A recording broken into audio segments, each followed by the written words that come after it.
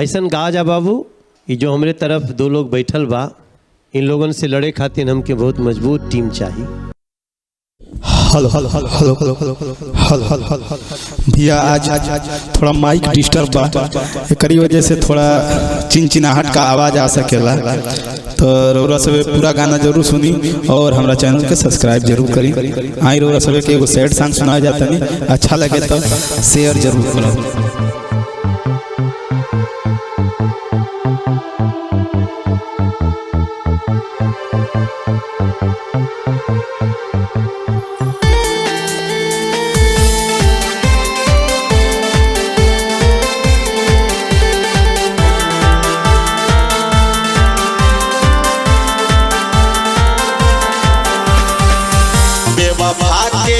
हर बतिया अब काट नियन चुभे, वादा रहे जन्म जन्म के यही जन्म में लागल बे।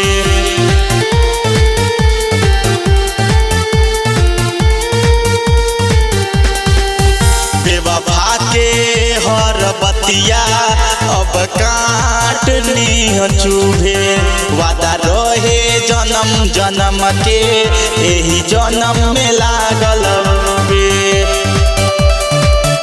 हमारा से करे नफरत अब ना बात हो खेला, हमारा से करे नफरत अब ना बात हो खेला।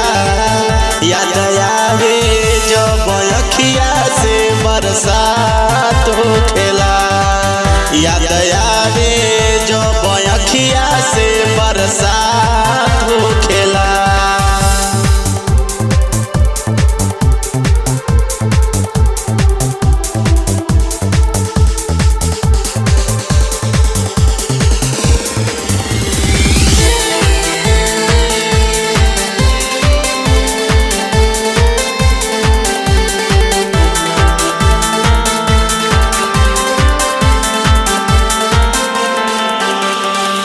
रुग ऐसन बावे राम जी आह नहीं छूटे, जियल न चाही खुद ही बाकी सांसों भी न टूटे।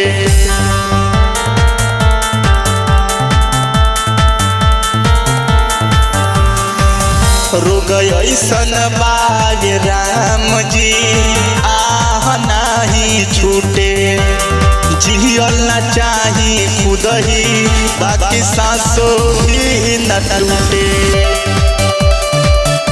तन्हा में रही हम ना मुलाकात हो खेला, तन्हा में रही हम ना मुलाकात हो खेला।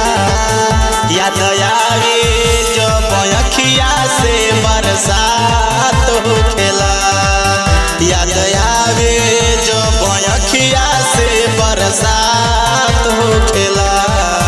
बेवफा के हर बतिया अब काट नियन चुभे, वादा रहे जन्म जन्म के यही जन्म में लागल बे। हमारा से करे नफरत अब ना बात हो खेला, हमारा से करे नफरत अब ना बात हो खेला। याद आवे जब अखिया से बरसात हो खेला, याद